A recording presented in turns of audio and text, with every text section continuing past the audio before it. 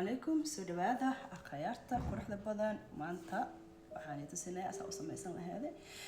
nus kiilo xalwo hadaa doonaysid casari ama hadii marti ku soo socoto alaabtan sida loo samaysan lahaa hal saac gudaheeda ayaan tusinaya noola daawada videoga bilaag ilaa dhamaadkiisa insha Allah let's go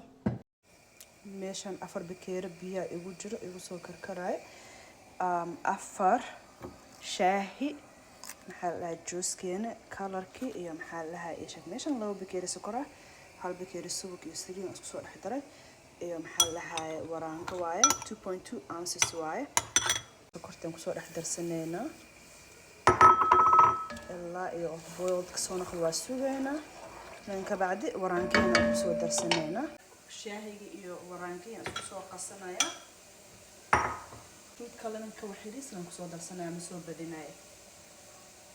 biyo oo karkaray aan ku soo dhaxdarsanaya hadana dabka ayaa u gaabsanaya hadda 5 daqiiqo ka bacdi soo laabane waa dhaqaajine suuga isliida xoogaha yar xafaafa u soo darsanay ana waa dhaqaajine wada waa ka tagaysaa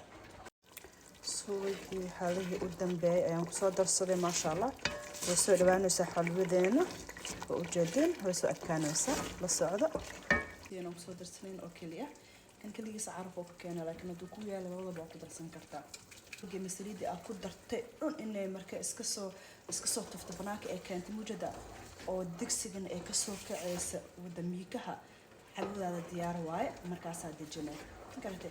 anan ka bacdan aniga waxaan ku darsanayaa qumba ayaan ku darsanaa markay ii soo dhawaato